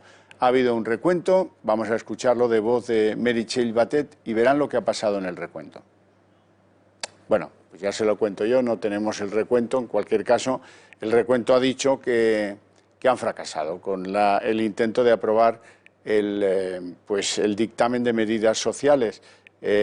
Ahí han fallado pues el Partido Popular, que les ha dicho rotundamente que no, y también Ciudadanos, aspirantes a ser socios del gobierno Sánchez, pero que no están de acuerdo con la discriminación clarísima que se hace de la escuela concertada. Ese es el principal motivo, no solo hay uno, pero es el principal motivo del voto contrario de Ciudadanos, que ha hecho que se encalle el paquete de las medidas sociales que era, desde el punto de vista del Gobierno, el más importante de los cuatro. Pues el más importante de los cuatro queda definitivamente bloqueado en esta sesión que ha tenido, pues eso, sorprendentemente, este halo de César que va al Senado a recibir el aplauso de los senadores romanos. Algunos rezagados han querido tener cuota de protagonismo en resalzar lo bien que lo ha hecho Sánchez en Europa. Es el caso de Reyes Maroto, que se explicaba de esta forma. Me vais a permitir que empiece con una cita. Decía Joan Monnet que habrá paz en Europa si los Estados se reconstruyen sobre una base de soberanía nacional. Los países de Europa son demasiado pequeños para asegurar a sus pueblos la prosperidad y los avances sociales imprescindibles. Esta cita inspira el importante paso en la reconstrucción europea que se ha dado con el acuerdo alcanzado en Bruselas. Europa se enfrentaba a un reto histórico y ha sabido responder con un acuerdo también histórico. Un acuerdo que, como ha señalado el presidente Sánchez, permite que Europa inicie el camino hacia un gran cambio. Minutos después ha cerrado la puerta a intentar una rebaja del IVA para aliviar al sector de la hostelería que vive sus peores momentos, con 40.000 cierres ya y con expectativas de que terminará el año con no menos de 60.000 bares y restaurantes cerrados. En el recuento de los que han querido poner los puntos sobre las IES está Comisiones Obreras. Ya saben que hay un intento bastante descarado por parte del Gobierno en decir, bueno, hombre, es que las condiciones también, hubo condiciones cuando nos dio Europa rescate para el sector financiero en la crisis que pilotó Mariano Rajoy. Y hoy Comisiones Obreras desvinculaba aquellas condiciones con las que ahora se imponen a las ayudas y subvenciones que van a llegar de Europa. Hay quien dice que estos fondos, que para España supondrán unos 140.000 millones de euros, se conceden a cambio de no modificar la reforma laboral o de devaluar nuestras pensiones. La verdad es que leyendo los términos reales del acuerdo de recuperación, del Fondo de Recuperación Europeo, hay que decir que no tienen nada que ver las condiciones con la reforma laboral o con las pensiones. Las condiciones para poner en pie este fondo tienen que ver con mejorar el sistema sanitario, tienen que ver con mejorar el tejido productivo de los países y también de España a través de un salto adelante en la digitalización de la economía o de avanzar en una economía con menos emisiones de carbono a la atmósfera, y tienen que ver con mejorar los niveles de cohesión social en nuestras sociedades. Por tanto, son condiciones radicalmente distintas a las que se establecieron en la crisis del año 2008 y del año 2010. Y hoy hemos conocido por boca del ministro de Justicia, Campo, que también es fiscal del Reino, bueno, hemos conocido que no va a haber oposición por parte del Gobierno de Sánchez al otorgamiento del tercer grado a los 9 presos de Lledoners y otros lugares en Cataluña, los famosos declarados culpables por el Tribunal Supremo por un delito, no se me antoja más grave, el delito de sedición. El Gobierno, bueno, pues va a dejar hacer a lo que ha querido hacer la Generalitat. Aquí va a haber otro enfrentamiento, porque ya tiene dicho el Partido Popular que se va a oponer a ese otorgamiento por todos los ámbitos posibles, por tierra, por mar y por aire. ¿Por qué? Porque le parece al Partido Popular y a un servidor y a cualquiera que tenga conocimiento del asunto que hay un abuso de posición institucional de la Generalitat, de control de esos centros penitenciarios y sus juntas de calificación, y que ese otorgamiento del tercer grado es un agravio para el conjunto de los presos, que ya estaría bien que empezáramos a pensar en que la ley es igual para todos. Bueno, van a escuchar a Campo diciendo que no va a haber oposición al tercer grado, como ya muchos imaginábamos.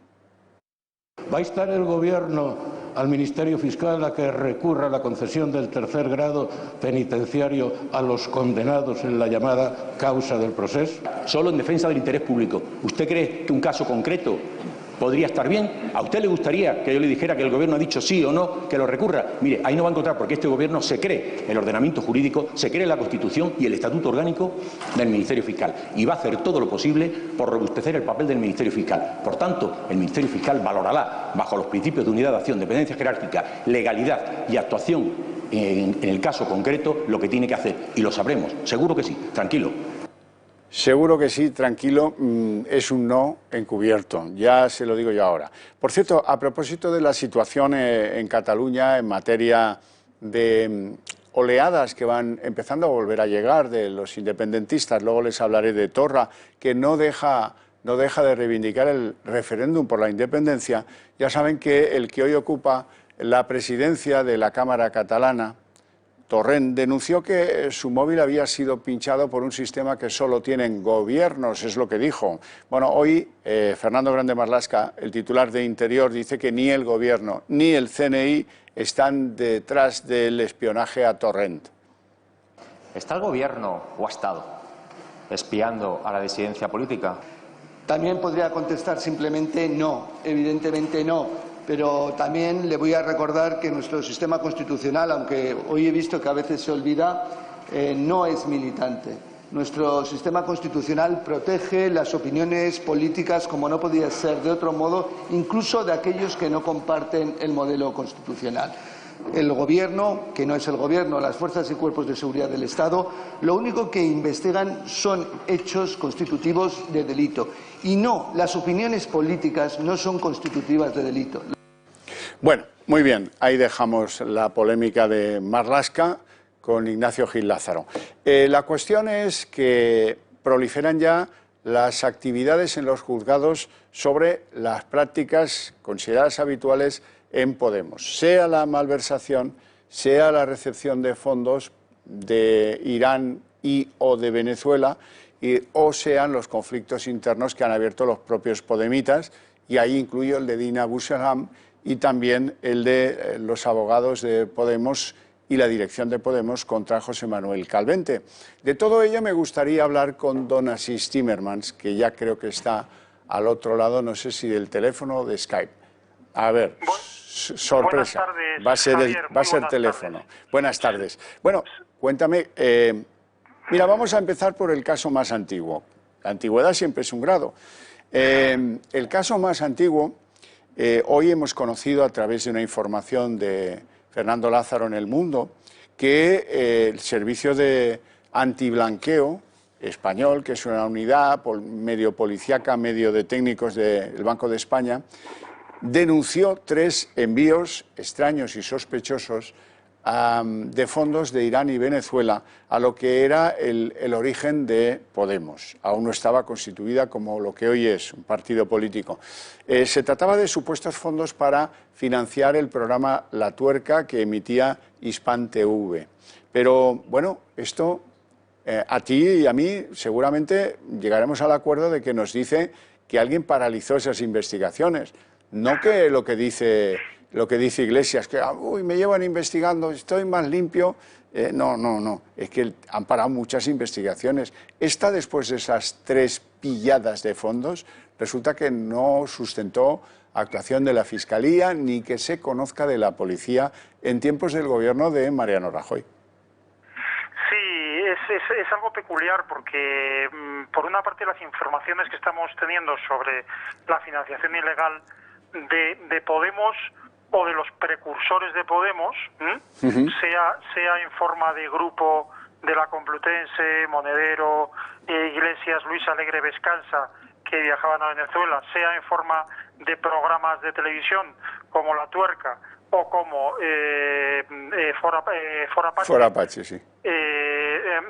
Bien, en estas, quiero decir, esto ya lo conocemos, ¿verdad? Entonces, no solo lo conocemos, sino que conocemos, por cierto, un dato entre paréntesis. Cuando se habla de financiación de Podemos o del entorno de Podemos por parte de Irán, muchas veces hay que recordar las conexiones, iba a decir físicas, pero las conexiones reales que tiene el régimen de Irán con el régimen venezolano. Eso es algo que puede sonar muy exótico a quien no conozca el régimen chavista. No es que yo sea un experto en absoluto en el régimen chavista, pero hay una relación privilegiada entre el régimen chavista y el régimen iraní. Eso es conocido. Eso es conocido y además es público. Quiero decir que los encuentros entre los líderes del régimen de los ayatolás y el régimen chavista son públicos y conocidos. ¿Por qué? Pues por lo mismo que decía Iglesias en aquellas famosas conferencias del año 2013, porque tienen un enemigo común, que es el capitalismo o que es el diablo. Y Estados Unidos, claro, el diablo. El diablo norteamericano, efectivamente, Estados Unidos, en primer lugar. En segundo lugar, esto es conocido, hay unas formas de financiación conocidas por parte del régimen iraní directamente y aceptadas. Eso es conocido por todos. ¿Cuál es esa forma? Pues la forma es mediante la financiación del programa de Iglesias en Hispan TV.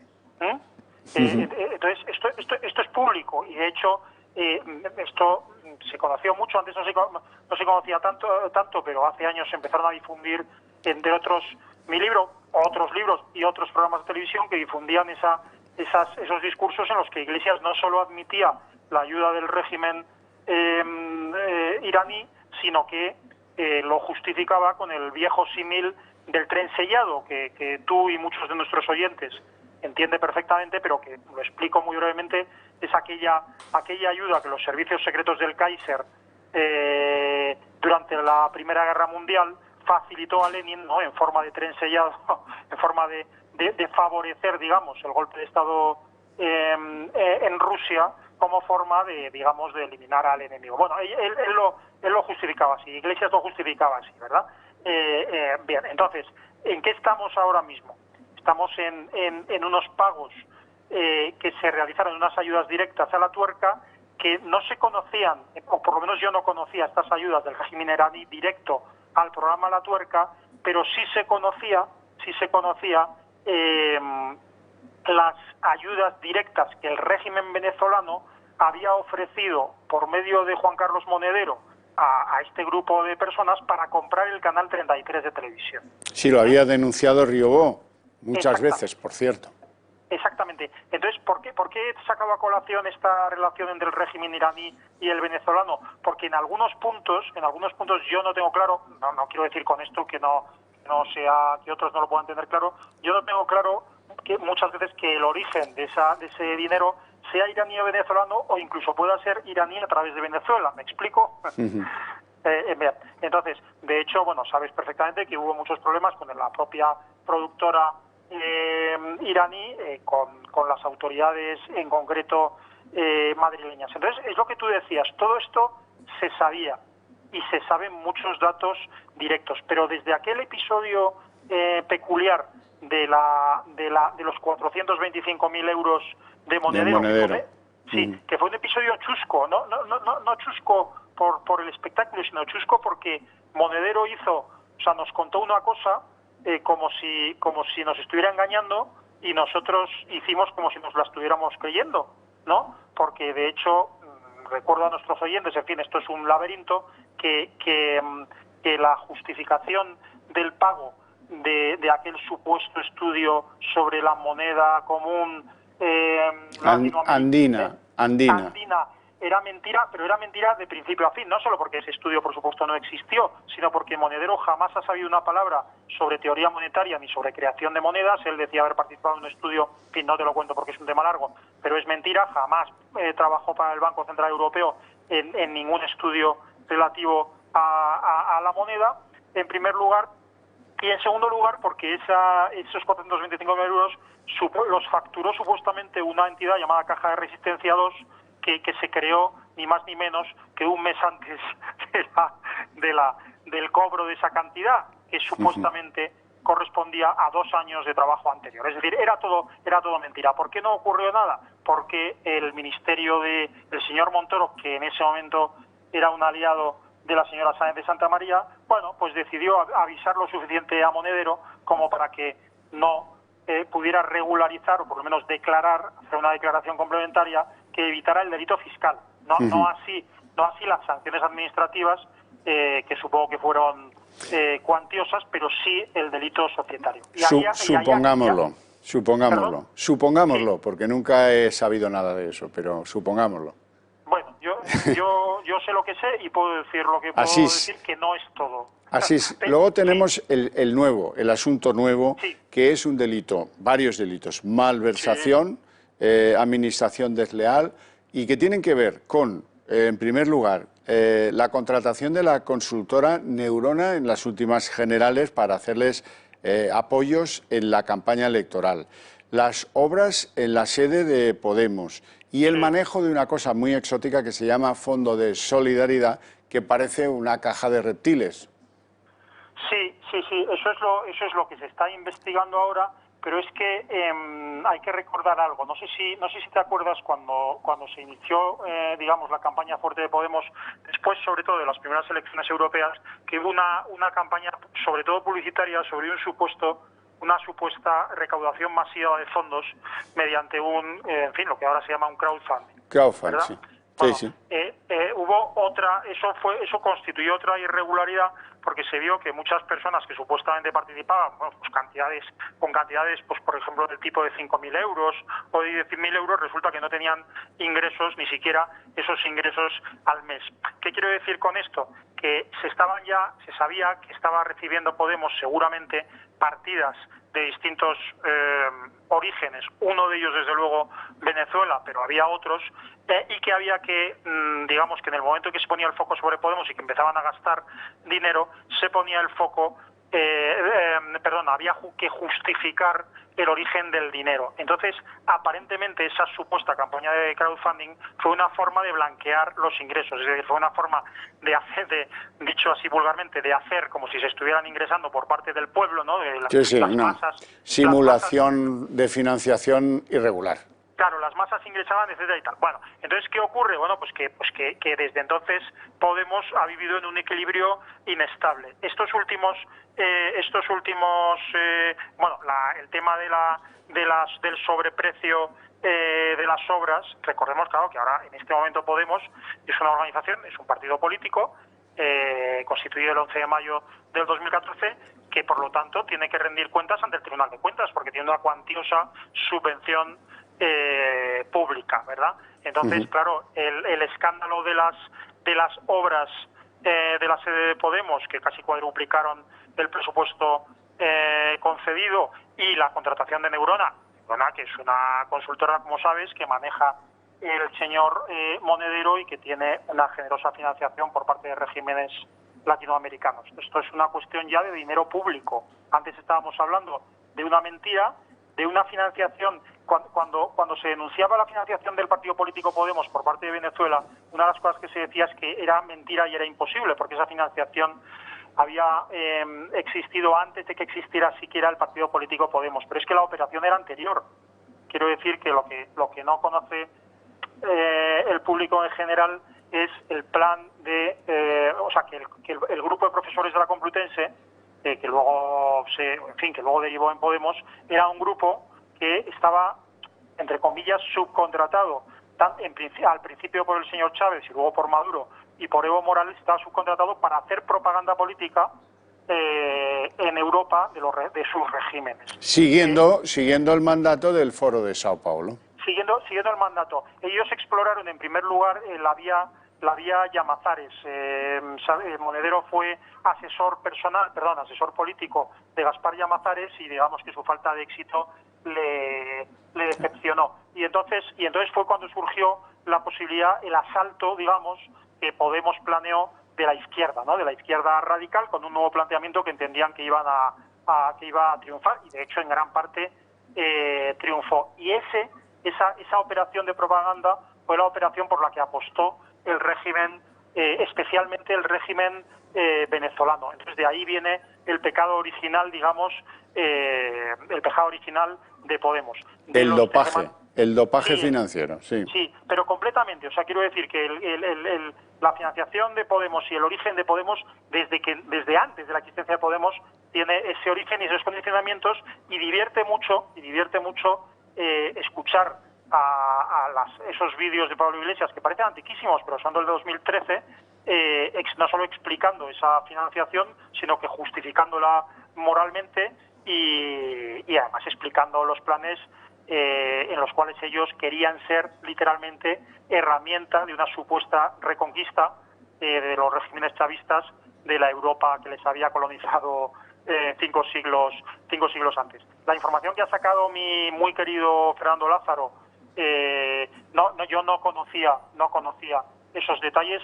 Sí conocía el tema de Neurona, que es, digamos, toda la nueva estructura que creó el entorno de Podemos una vez deshecho, por necesidades del guión, la consultora con la cual habían cobrado cantidades inmensas, pues gente como Monedero, Alegre, Vescansa, Íñigo Errejón, etcétera, etcétera. Bueno, dos asuntos interesantes que prometen, porque hay ya citados a declarar en el asunto de la malversación el abogado Calvente, la abogada Carmona y también Gloria Elizo para septiembre.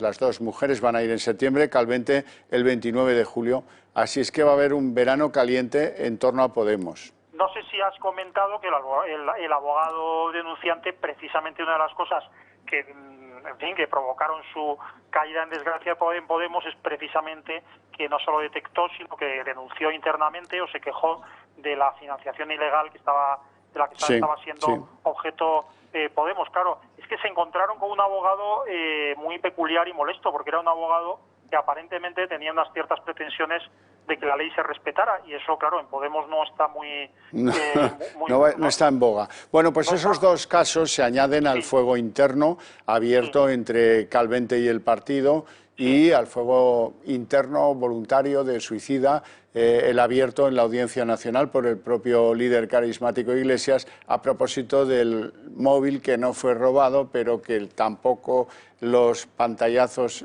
se los puede atribuir a las cloacas del Estado, porque los hizo Dina, según tenemos confesado en los chats internos de Podemos, y en fin, vamos a tener, como digo, unos meses muy interesantes. Sí, una lucha entre los medios de comunicación y una justicia un poquito independiente que quiere vencer al gigante mediático. Yo no estoy muy seguro de quién ganará. No lo sabemos, no lo sabemos. Asís Timmermans, un placer enorme tenerte en el programa. Te deseo una feliz tarde y muchas gracias. Un placer el mío y muchas gracias, Javier, y gracias a todos los oyentes. Bueno, más cosas. Quiero que vean el lamentable papelón que le ha quedado a Edmundo Val, que es el escudero de Inés Arrimadas, el de Ciudadanos, y que le siguen lanzando mensajitos al gobierno de Sánchez. Oiga, que nosotros estaríamos dispuestos a colaborar con ustedes en unos presupuestos siquiera sensatos. Vamos a escucharlo. Ustedes han aparcado en un cajón siempre la reforma de la Administración para colocar a sus amigos.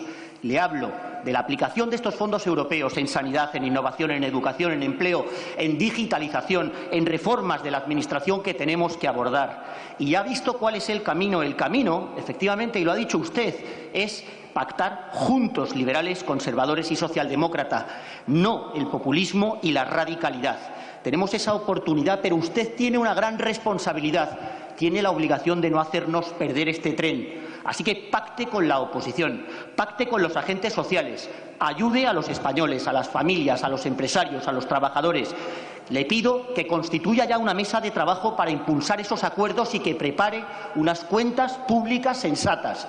Nos encontrará ya Ciudadanos aportando y construyendo, pero nunca del lado de la desigualdad.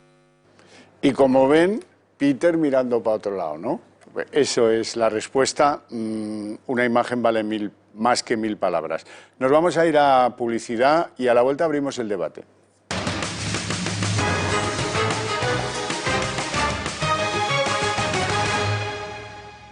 ¿Abrimos el debate?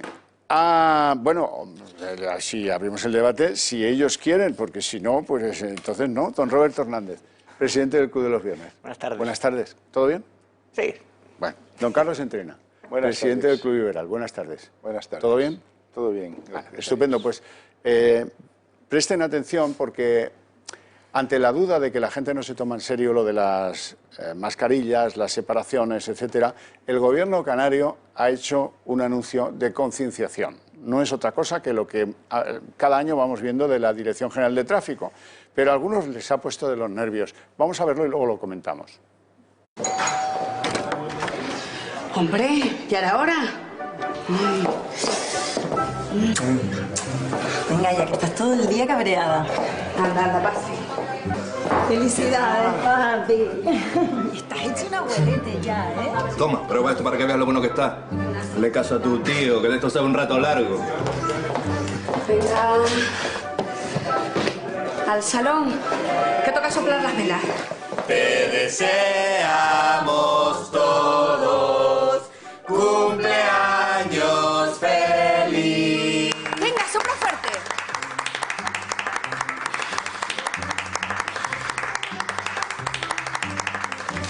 Bueno, bueno, el abuelo se nos pone elegante. Venga, va, abre el último.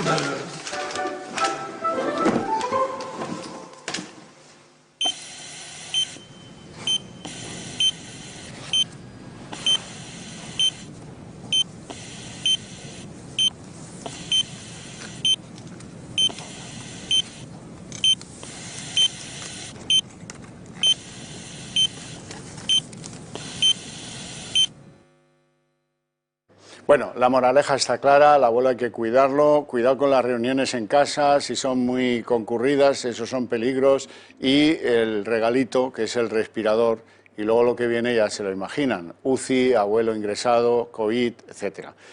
¿Qué les parecen los métodos? Pues un anuncio duro pero necesario. De hecho, no tendría que ser del Gobierno de Canarias, tendría que proyectarse a nivel nacional en las televisiones generalistas. Y es que además es así, y de hecho los asintomáticos son o somos, porque nadie está libre, de los que se propaga y los que se puede expandir y el gran peligro. Y además es que esto yo lo he vivido, o sea, lo he visto. Este fin de semana me fui a 3 días de asueto a una localidad en el sur, tampoco voy a decir el nombre, y al lado de la casa en la que yo estaba, entraron, no exagero, 50, 60 chavales, 18, 20 años, todos con sus bolsas, su bebida, mascarilla ninguno, todos juntos dentro de casa. Entonces, claro, ¿qué pasa? ¿Por qué esos chavales hacen esas reuniones? Porque no hay conciencia, porque no se ha visto, porque no se ha mostrado, oye, hay 45.000 muertos, no han mostrado a los médicos derrumbarse. Ni no el dolor, ni claro, la lo muerte, único que salió fue una portada en El Mundo del Palacio de Hielo de las Ataúdes, pero no hay... Y muy criticada. Claro, pero no hay esa idea de que aquí ha habido una tragedia y de lo que significa, de que luego esa gente que está en una fiesta, tendrán padres, tendrán abuelos, irán a verse con ellos, les darán besos, y ahí es donde vienen los rebrotes. Y ya la hemos liado. La irresponsabilidad. A favor, yo estoy a favor también. A mí me parece que es absolutamente necesario ver la realidad, porque es que es la realidad lo que tenemos que vivir. Igual que se vive el paro, igual que se viven las crisis en las familias, que se vive la enfermedad, y no hay más remedio que saber qué es lo que tenemos alrededor. Este afán del gobierno de hacernos un mundo Bambi, a mí me parece, aparte con de aplausos ese y aplauso, mensajes, somos más creo fuertes. Que es absolutamente para infantilizar a la sociedad española. Y lo considero muy grave. Desde el primer momento se ha querido, claro, ocultar desde el gobierno la realidad de la enfermedad y de la muerte. Han muerto casi 50.000 personas, 50.000 españoles, y se le ha hecho un acto homenaje pues prácticamente limitado a la mitad. Es muy importante que el pueblo conozca, que todos los ciudadanos conozcamos la realidad. Esto me recuerda cuando la guerra del Vietnam, en Estados Unidos, he leído alguna vez que lo que acabó con la guerra del Vietnam no fueron las luchas internas y el debate interno y tal, no. Fueron las imágenes de cuando llegaban los féretros y los heridos de la guerra del Vietnam a Estados Unidos. Aquello acabó con la guerra del Vietnam. Y a mí me parece que aquí lo han hecho al revés, para que no veamos la enfermedad, no veamos el dolor, no veamos la muerte, vamos a ocultarlo. Y así estamos. Bueno, este es el momento en el que yo les tengo que decir lo que digo siempre. No podemos pasar páginas si no conocemos cuánta gente ha muerto, especialmente en las residencias de ancianos, y cómo se llamaban. ¿Y cómo se llamaban? Porque no son un número, son personas. No son ni 47.000 ni 53.000, tienen nombres y apellidos. Y la pregunta, por si me escucha Peter, ¿es que vamos a ser menos que Italia? ¿Es que vamos a ser menos que Francia?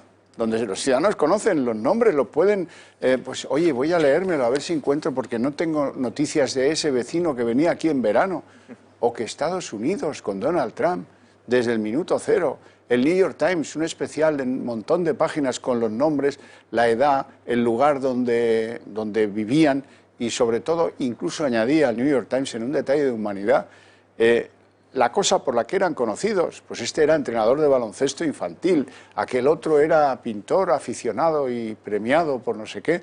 Bueno, pues claro, aquí de eso no hemos tenido nada. Roberto. Hemos pasado de los aplausos en los balcones a los aplausos a Pedro Sánchez de todos sus palmeros de los ministerios. Mira, me has puesto el toro en suertes porque el siguiente tema que yo quería sacar es cómo han escondido.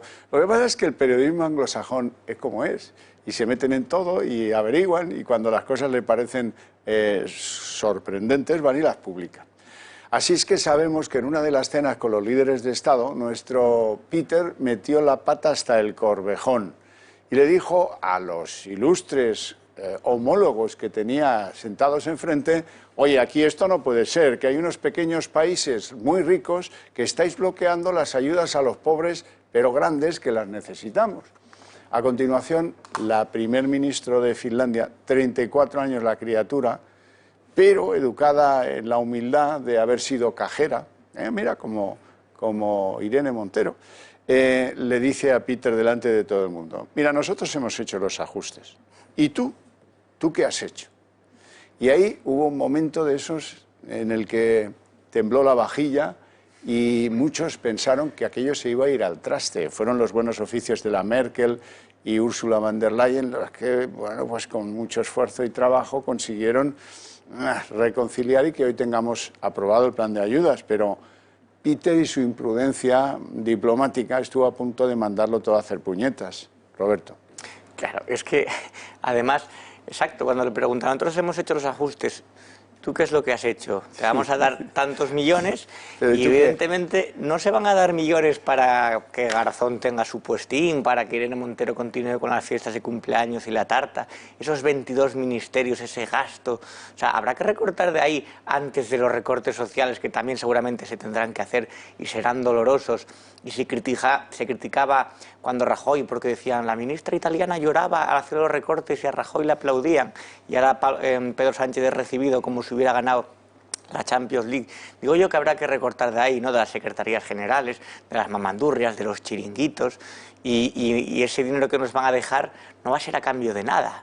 Te tendrán que fiscalizar y tendrán que decir, a ver en qué lo vas a gastar. Volveremos exactamente a ese punto, Roberto. Entrena. ¿Cómo has visto pues la jugada Sánchez? No conocía yo esta no la conocía nadie, han publicado hoy. Estás dando primicias. Pues me parece penoso, porque lo primero que tiene que ser cualquier gobernante es humilde, normal, y más aún cuando vas a pedir ayuda. Es decir, eso forma parte de cualquier esquema en cualquier negociación, ¿no? Hay que tener una actitud normal y si encima necesitas ese dinero, pues tienes que ser, digamos, muy comprensivo y bajarte los humos. La verdad es que yo creo, ya que estamos hablando del tema del Fondo de Recuperación Europeo, que es bueno para Europa, pues porque se confirma la idea de Europa y avanzar unidos. Me parece una magnífica. Segundo, para España, porque España lo necesita. Y tercero, porque creo que aquellos que entendemos que el presupuesto tiene que estar equilibrado, que las cuentas tienen que ser rigurosas, que tiene que haber un control del gasto, que tiene que haber un control de todas las cuentas y que para eso el mundo digital nos puede ayudar para darle transparencia, le va a venir bien. Es decir, aquellos que creemos en la legalidad, en el Estado de Derecho y en el principio del control del gasto, a mí me parece que sí, porque si no, no nos va a llegar el dinero, porque yo creo que los aplausos de ayer del Consejo de Ministros al presidente del Gobierno fue porque creían que las transferencias iban a llegar gratis et amore, sin más control, ¿no? En barco. Iban a llegar en barco. Creo que es importante que se quede claro esto. Volvemos a lo de antes. Cualquier persona sensata que ha vuelto de Europa y que lo de los aplausos pues queda para el consumo local, ha entendido el mensaje que nos manda Europa, pues estaría pensando en una remodelación urgente del Gobierno, en reducir carteras, en introducir personas con un perfil técnico. ¿Creéis que eso puede ser verdad o que es un sueño mío que, en fin, que no corresponde con lo que estos acreditan? Es que sería difícil de entender otra cosa que no fuera eso. Hay ministerios que sobran, que se han hecho en su momento porque había un acuerdo con Podemos y Pablo Iglesias le diría, oye, tengo que colocar aquí a la Irene, tengo que colocar a Albertito Garzón porque tengo un acuerdo con Izquierda Unida. Vale, en su momento sí, pero es que ahora que llega el momento de apretarse el cinturón, es inviable seguir manteniendo 22 carteras con sus correspondientes asesores, secretarías generales o que vamos a seguir haciendo chiringuitos, o 28, yo me acuerdo en Oviedo que hay 28 asociaciones feministas, 28, son más barrios de los que hay en Oviedo, todo eso... Seguramente financiadas todas. Claro, todas subvencionadas. Pues podemos empezar a recortar por ahí antes de meter mano a las pensiones u otras cosas. Pues sí, hay que reducir el gasto, no hay más remedio, hay un gasto superfluo completamente desbocado. Nuevos ministerios, antes había un ministerio y ahora, por ejemplo, hay 4, educación, ciencia, cultura y universidades, 4, absolutamente. Antes era una dirección general, una Secretaría de Estado de Comercio y ahora es un Ministerio de Comercio. Es que no tiene de consumo, no tiene ningún sentido lo que estamos viviendo. Y la prueba del 9 yo creo que está ahí a la vuelta del verano, que va a ser los presupuestos. Y como los presupuestos van a ser muy difíciles de cuadrar, vamos a ver si van a intentar seguir este gobierno subir los impuestos, lo cual sería un error garrafal porque en Europa estos señores que han aprobado este fondo yo creo que no lo van a permitir. Le van a decir que no, que hay que hacer reformas, pues habría que reducir probablemente un 10, un 15% el gasto, es que hay que poner nombre y apellidos, los gastos políticos, en la administración, en las comunidades autónomas, hay que empezar a recortar por ahí. Porque claro, no vamos a recortar en educación o tal vez en sanidad, ni vamos a recortar en pensiones. Hay que empezar por lo realmente superfluo. Y la prueba del 9 va a estar en los presupuestos a la vuelta del verano. Yo creo que los que aplaudían era porque el que aplaudía no salía en la foto y dijo, a ver si no soy lo suficientemente pelota y me quedo sin el puesto. Lo que pasa es que esos presupuestos a mí se me antojan imposibles porque todos los apoyos de Sánchez con los grupos Bildus, Esquerras, PNVs, lo que queráis, se sostienen por un yo te doy y tú te callas, ¿no? Algunos cobran en términos políticos y otros en bill metal, ¿eh? Entonces, si estamos de vacas flacas, va a ser muy complicado contentar esos intereses que van a tener 3001 elementos para decirle no a Sánchez, porque así que te analizas, en fin, el plan para qué sirve, pues seguramente... Además, pues él tiene el ofrecimiento de Ciudadanos, que podía ya estrechar la mano, pero va a intentar hasta el final a ver si puede mantener la política de gasto, porque es consustancial con el propio Sánchez. Sí, consustancial con su coalición. Con su Frankenstein. Con su Frankenstein. Yo creo que no va a poder, porque es que no le cuadran los números, pero si estamos en este momento ya con un déficit del 10 o el 12%, es que no salen los números, hay que hacer un esfuerzo muy importante para los presupuestos. De la crisis sanitaria se une la crisis económica, va a venir todos los números indican que lo que va a venir es duro, que va a ser gordo, por así decirlo, y hay que estar preparados. Yo creo que nos ha tocado con el peor conglomerado de políticos posible, porque son un perfil que no sé, igual para dirigir una comunidad de vecinos sí, pero un país así... Bueno, pues no me gustaría vivir en ella, ¿qué quiere que le diga? Por cierto, asunto Podemos, hoy hay novedades importantes porque arrecia el temporal de lo que podríamos llamar las iniciativas en los juzgados. Hay un juzgado en Madrid, el número 42, que ya tiene citados a declarar al anterior abogado Calvente, ese que fue expulsado del partido y que ahora le llaman porque dejó escrito que tenía sospechas de financiación ilegal, y me imagino que su señoría quiere oírle en primer lugar. Luego tienen otras citas ya previstas, un calendario de citas, por un caso de malversación de fondos públicos que afecta a Podemos, de administración desleal, de contratación, de engordar todo aquello que reprochaba Iglesias al Partido Popular, de tener una caja B con la que se pagaban cosillas, de tener unas obras infladas hasta por 4, de tener una consultora full que manejaba monedero y que servía pues para lo que suelen servir estas cosas, y a eso unimos que los tribunales también van avanzando lo que podemos llamar las cuitas de fuego amigo, lo de Dina Busselham, el conflicto entre los abogados, y hoy, ya es el último ítem, añade el diario El Mundo que el servicio de blanqueo detectó 3 operaciones de financiación de Irán y de Venezuela a favor de ese grupeto originador de Podemos, que eran los que manejaban el programa For Apache y el programa La Tuerca. Así es que tiene un mal otoño esto. Hombre, a ver, pero es que Podemos no es un partido que haya llegado a la política y que se haya corrompido, ¿no? Ya nació, o sea, Podemos es un partido de matriz corrupta, un partido que nace con el aval de Chávez, que vienen de contrapoder, de hacer escraches en la universidad a Rosa Díez, y que eso tiene, que dentro de sus miembros originarios o fundadores hay un tipo tan siniestro como Juan Carlos Monedero, que era íntimo casi, tenía un buen rollo casi fraterno entre él y Hugo Chávez, ¿no? Pues es un partido que ya esperas que vaya a ocurrir esto, ¿no? Simplemente ahora están dentro del sistema y todo se nota mucho más, pero yo me acuerdo un programa de For Apache que se llamaba Cuando las pistolas hablan de política y se referían a ETA. Y claro, yo me acuerdo de escuchar a Juan Carlos Monedero diciendo, replantándose que a quién era moral ejecutar. Y diciendo que a partir de Hipercor, que fue un punto de inflexión, y que ya era más difícil seguir apoyando a ETA a partir de Hipercor. Entonces, eso, aunque luego lo nieguen o lo que hagan, eso fue siempre Podemos. Podemos eran los que en la universidad ponían una pancarta de apoyo a de Juana Chaos, preso político. Respecto a lo de Irán, ya lo dijo hace tiempo Pablo Iglesias, que bueno, que eso era cabalgar contradicciones, y ahí sigue el tío subido al toro mecánico cabalgando contradicciones. Sí, sí. Entrena. Sí, yo creo que la democracia, a la vista de estos hechos que estamos comentando, la democracia tiene que aprender a defenderse.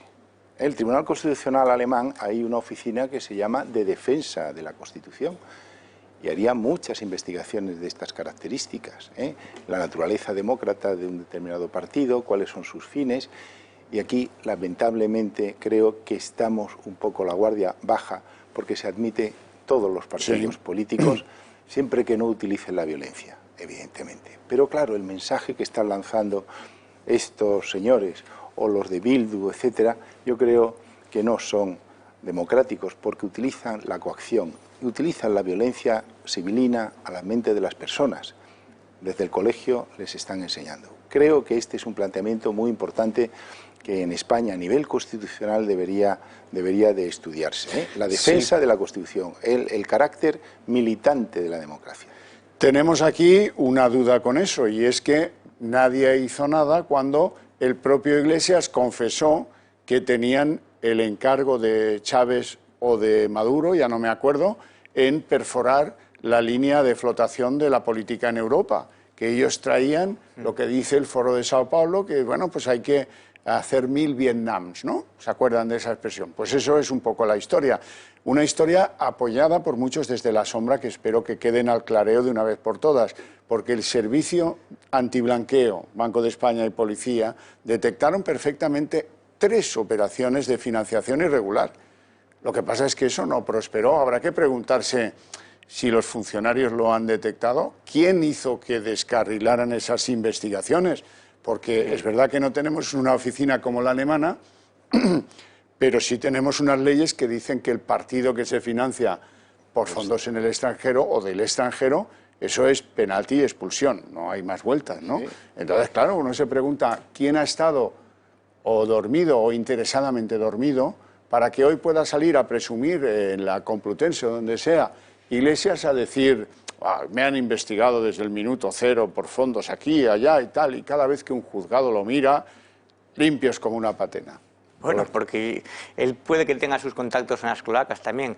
Sería interesante saber quién ha frenado esas investigaciones, claro. Pero igual que esa pregunta siempre está en el aire de quién le ha dado a esta gente tantos minutos en las televisiones, porque han pasado de La Tuerca y de Hispan TV, que eran televisiones minoritarias en Internet, a los grandes platós de las grandes cadenas. Entonces, esta financiación pues es evidente. Además, ¿alguien se cree que el tren de vida que lleva ahí donde vive Pablo Iglesias lo va a hacer con 3 salarios mínimos? Con 3 SMI, como decía él que cobraba y que el resto lo donaban. Pues sí, efectivamente. Hay que conocer el origen de fondos para saber por qué han llegado estos señores ahí donde están. Bueno, pero si los funcionarios no fallaron, hicieron esos 3 informes y el asunto no llegó a ninguna parte, pues sería quien mandaba entonces el que decidió que aquello no llegara. Eso es la verdad por contraste. O sea, vamos a ver, está más claro que el agua, ¿no? Que sería quien estaba en el Ministerio del Interior o en la vicepresidencia del Gobierno o en la presidencia del Gobierno antes, quien dejó pasar esta oportunidad, haciéndole un daño tremendo a nuestro país. Es muy probable que alguien lo frenara, y no solo que lo frenara, sino que lo impulsara, porque esa presencia continua en los medios de comunicación, los más grandes de España, pues también fue impulsada.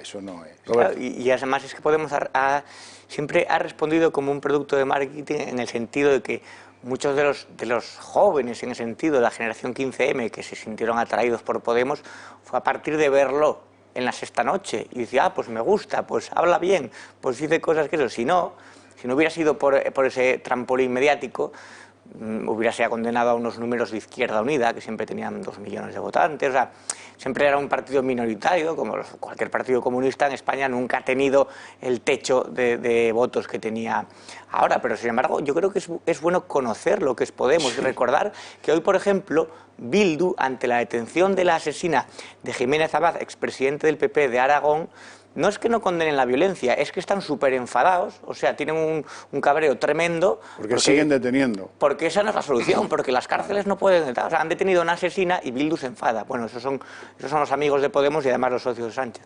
Eso es una degeneración ya no política, sino humana, ¿no? Lo que estamos viendo, porque eso es una cosa tan rara, que haya personas que defiendan el asesinato, que defiendan la violencia y la coacción, es algo impensable.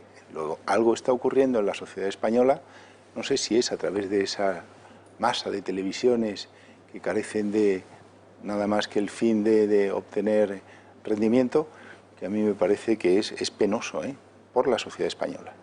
Pues sí, es la verdad, así es. De todas maneras, hay que decir que el noble pueblo español va conociendo a las figuras de Podemos y va corrigiendo cuando lo convocan a elecciones.